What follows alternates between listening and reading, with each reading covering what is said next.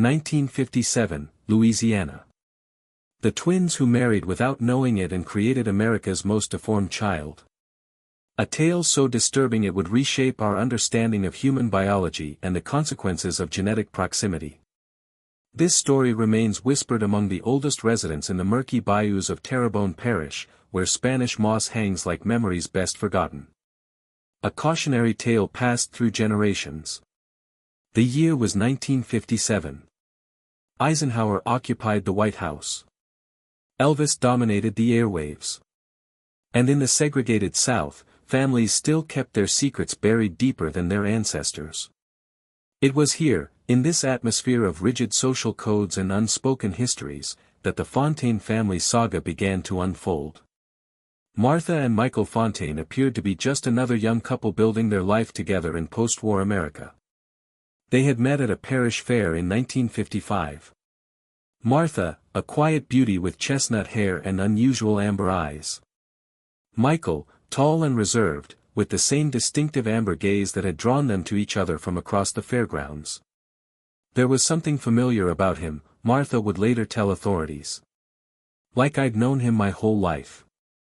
What neither of them knew was that this familiarity wasn't coincidence or fate, it was biology in its most tragic form. Born in 1932 as twins to Eloise Thibodeau, a young unwed mother who, during the Great Depression, couldn't afford to keep both children. They were separated at birth through an informal adoption common in those days. Martha went to the childless Hurt family in Lafayette Parish while Michael was raised by distant Fontaine relatives in Houma. Their birth records were minimally documented, as was common for poor families in rural Louisiana at that time. The practice of informal adoptions was widespread during economic hardship, explains Dr. Eleanor Whitman, historian of American family structures at Tulane University, especially in close-knit communities where record-keeping was secondary to survival. By all accounts, these children would often have no idea of their true origins. Martha and Michael's courtship was brief but intense. They married in the spring of 1956, settling in a modest home on the outskirts of Houma. Neighbors described them as mirror images of each other, both with the same walk, the same laugh, the same temperament. They finished each other's sentences, recalled Mabel Guattari, their elderly neighbor at the time. Always thought it was sweet how alike they were. Lord have mercy on us all. We had no idea what that meant. Check if you're already subscribed to this channel. You won't want to miss our exclusive investigations into America's darkest family secrets that mainstream media refuses to cover. Hit subscribe now to join our community of truth seekers. When Martha became pregnant later that year, the couple was overjoyed. Their child, Robert Fontaine, was born in January 1957. The delivery room fell silent when the infant emerged. Dr. James Theory, the attending physician, documented his observations in a medical report that would later become part of a landmark medical study. Infant presents with severe facial deformities, including a cleft palate extending beyond normal parameters. Cranial structure appears drastically malformed. Additional anomalies include 6 digits on each hand, fusion of lower extremities, and concerning cardiac irregularities. Have never witnessed such extensive congenital defects in 30 years of practice. Little Robert's condition was so severe that nurses wept. The hospital chaplain was called immediately. The child was not expected to survive the night. But survive he did, beginning a medical odyssey that would eventually expose the truth about his parents' relationship and forever change how medical professionals approached genetic counseling in America. Make sure you're subscribed to this channel to continue this shocking journey into America's hidden history. Hit that subscribe button now to ensure you don't miss what happens next. The medical revelations in this case would later shape modern genetic counseling practices, saving countless families from similar fates. As Robert Fontaine defied medical expectations by surviving his first week, then his first month, physicians from across Louisiana began making discreet visits to the small hospital. The child's constellation of abnormalities was so extensive and specific that specialists recognized something profoundly troubling in his genetic makeup. The pattern of defects suggested an extreme case of genetic homozygosity, noted Dr. Victor LeBlanc in his clinical observations from February 1957. The probability of such extensive recessive gene expression from unrelated parents is virtually impossible. While the science of genetics was still developing in the 1950s, medical professionals understood enough to recognize that Robert's condition pointed to parents with remarkably similar genetic profiles. It would be years before the specific mechanisms were fully understood, but the doctors suspected what would later be confirmed: Martha and Michael shared identical DNA. Meanwhile, the young parents struggled not only with their child's medical needs but with the whispers that followed them through Homa. In the small community, rumors spread quickly about the strange-looking Fontaine baby that few had seen, but many claimed to know about. "People can be cruel," recounted Josephine Budrow, a family friend who stood by the couple. "They'd cross the street when they saw Martha coming with that covered baby carriage. As if misfortune was contagious." By March, Robert's cardiac issues required specialized care available only in New Orleans. It was at Charity Hospital that the full investigation into the family's background began to take shape. Hospital social worker Clara Washington was assigned to help the overwhelmed young parents navigate the medical system and secure financial assistance. Standard procedure included taking family histories, explained Washington in a 1972 interview for a medical ethics journal. "When I began mapping their backgrounds, I noticed peculiar overlaps. Both claimed to be only children, yet described nearly identical childhood homes in different parishes. Both had the same unusual birth date. Both had been told their birth mothers had died in childbirth." As Washington delicately probed deeper, she uncovered that both had been born in the same small maternity home that had closed in 1935. When she mentioned this coincidence to Dr. Harold Jenkins, the hospital's chief of pediatrics, he requested immediate blood typing for the entire family. "Blood type analysis was the closest thing we had to genetic testing in those days," Dr. Jenkins later wrote. "The parents were identical across all testable blood factors, a statistical improbability for unrelated individuals." While doctors carefully built their case, Martha and Michael devoted themselves entirely to Robert's care. Despite his challenges, the child showed surprising resilience. Martha rarely left his side, learning to suction his malformed airway and position him to ease his labored breathing. "She was a remarkable mother," remembered nurse Evangeline Mouton. "The way she sang to that child, you'd think he was the most beautiful baby ever born. In her eyes, I suppose he was." Michael worked double shifts at the lumber mill to pay for medicines not covered by charity. Every evening, he would arrive at the hospital with small gifts, a tiny stuffed bear, colorful ribbons to hang near Robert's crib, or wildflowers picked from the roadside. "They loved that child something fierce," Nurse Mouton said. "It makes what came next all the more heartbreaking." In April 1957, Dr. Jenkins convened a private meeting with hospital administrators, the hospital's legal counsel, and an ethicist from Tulane Medical School. The medical evidence strongly suggested that Martha and Michael were biological twins. The doctors faced an unprecedented ethical dilemma: whether to inform the couple of their biological relationship. "We debated for hours," recounted Dr. Jenkins. "Was it cruel to burden them with this knowledge when they were already suffering so much? Or was it medically necessary information they had a right to know, especially if they considered having more children?" As these discussions continued behind closed doors, Robert's condition worsened. His heart, malformed and struggling from birth, began to fail. The medical team performed unprecedented procedures, attempting to correct defects that had never been successfully treated. Throughout those tense weeks, Martha and Michael remained unaware of the doctor's suspicions about their relationship, focusing entirely on their son's survival, oblivious to the genetic tragedy unfolding and the difficult revelations that awaited them.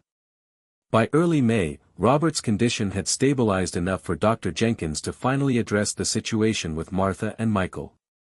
He requested a private meeting in his office with social worker Clara Washington and hospital chaplain Father Thomas Barron present for support. "I've rarely faced a more difficult conversation in my medical career," Dr. Jenkins later confided to colleagues. "How do you tell two young people that not only is their beloved child suffering because of their unwitting relationship, but that their entire marriage exists in violation of both nature and law. The meeting began with Dr. Jenkins explaining Robert's genetic conditions in simplified terms. He described how certain traits appear when a child receives the same genetic instructions from both parents, and how this was exponentially more likely when parents shared very similar genetic material. Martha, always quick to understand, grasped the implications before they were explicitly stated. Hospital records indicate she suddenly went pale and whispered, "We're related, aren't we?" What followed was a careful unraveling of their histories. The doctor showed them the blood work results and explained their significance.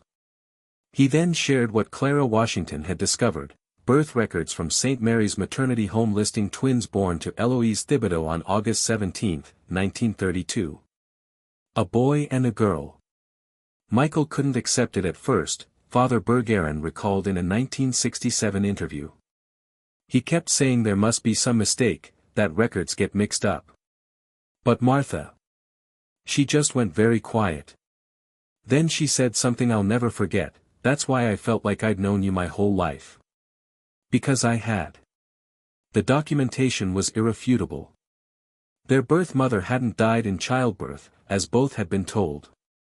Eloise Thibodeau had surrendered her twins to separate families during the height of the Depression, with each adoptive family apparently unaware of the other child's existence.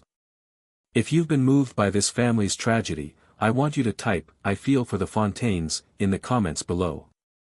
Your comment acknowledges the profound human cost when family histories are erased and reminds us all of the importance of protecting vulnerable children from circumstances beyond their control.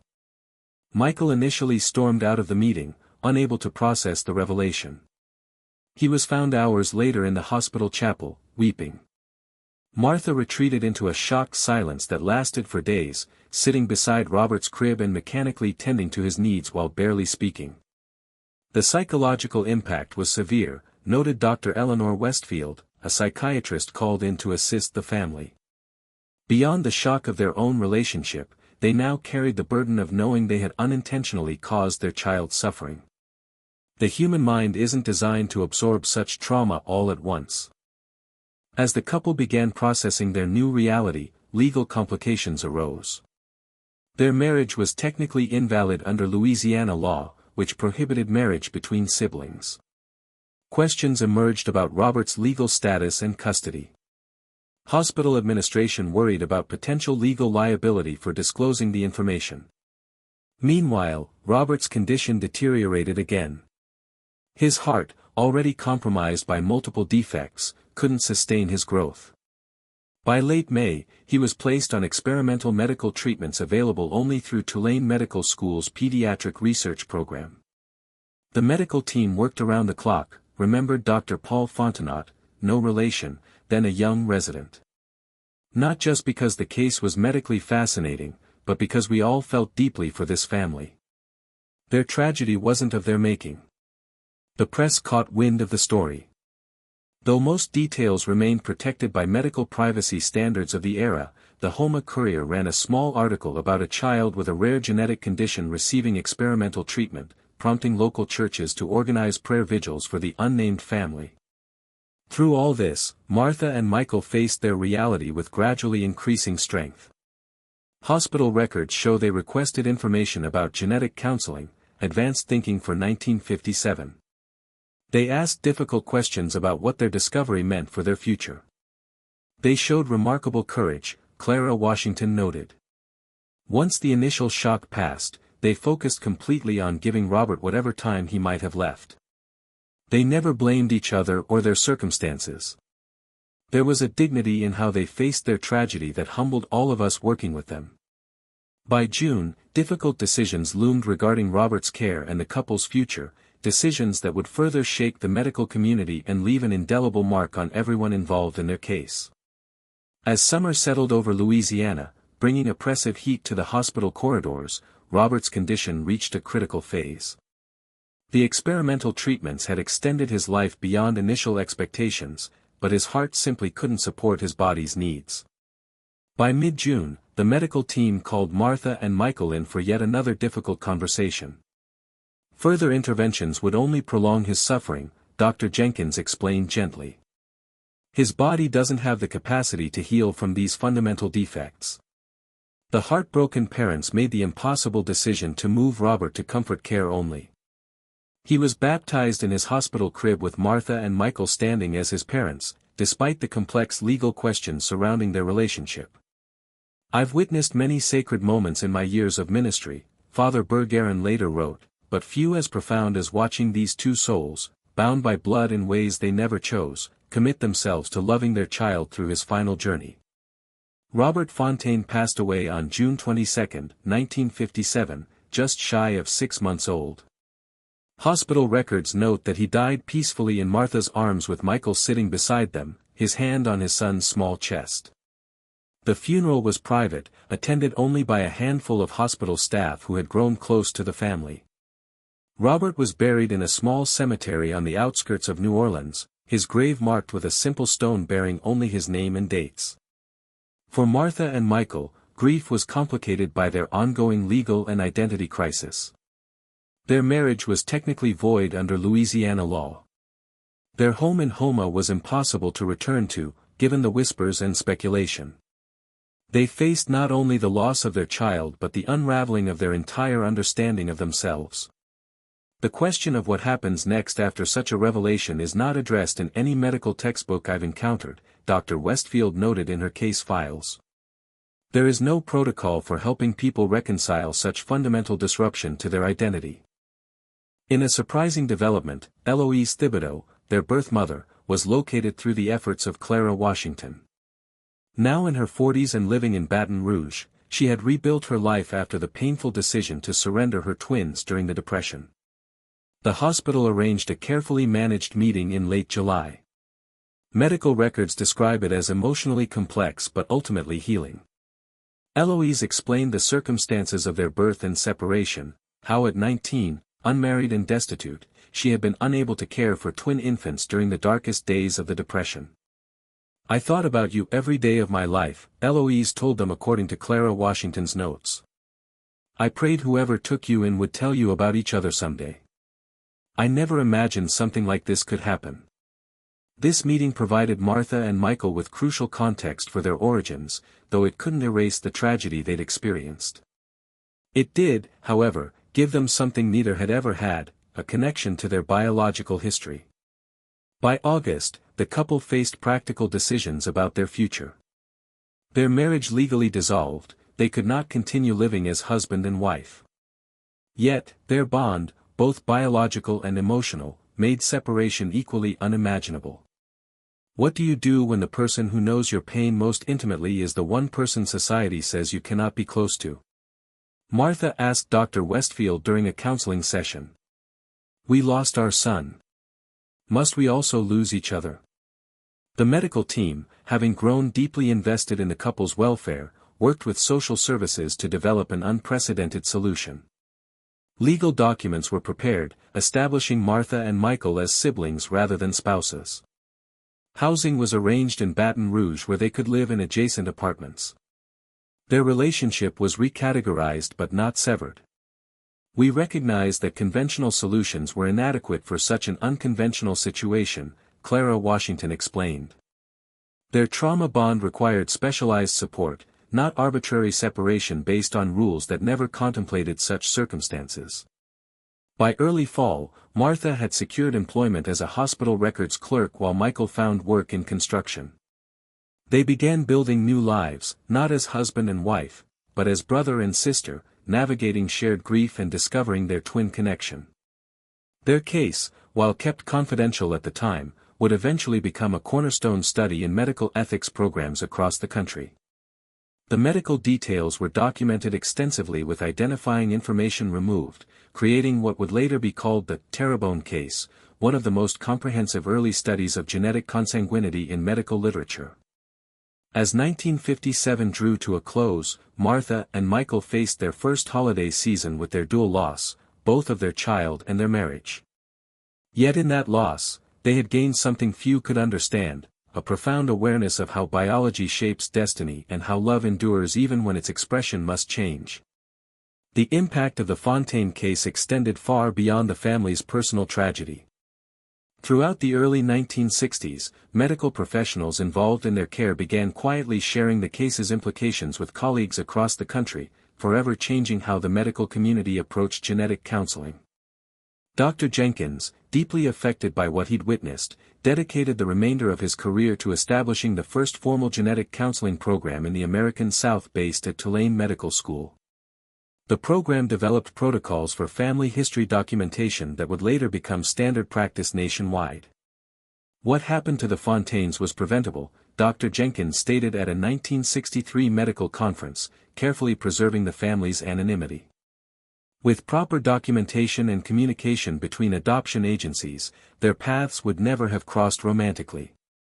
Our failure as a medical and social services community led directly to their tragedy. By 1965, Louisiana had implemented new adoption record systems specifically designed to prevent similar cases, requiring more thorough documentation of biological relationships and establishing confidential registries that could identify potential consanguinity without breaching privacy. Martha and Michael's story, though they never sought publicity, became a powerful teaching tool. Medical schools across the country used the anonymized case study to illustrate both the biological consequences of consanguinity and the ethical complexities of medical disclosure. The Terrebonne case fundamentally changed how we approach genetic medicine, wrote Dr. Margaret Hamilton in the New England Journal of Medicine in 1968. It demonstrated that family history is not merely supplemental information but critical medical data that can prevent devastating outcomes. As for Martha and Michael themselves, they rebuilt their lives with remarkable resilience.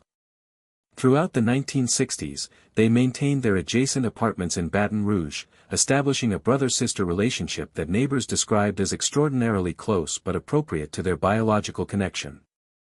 They ate Sunday dinners together, recalled Jean Robichaud, their neighbor from 1962 to 1968, attended church together, helped each other through illnesses.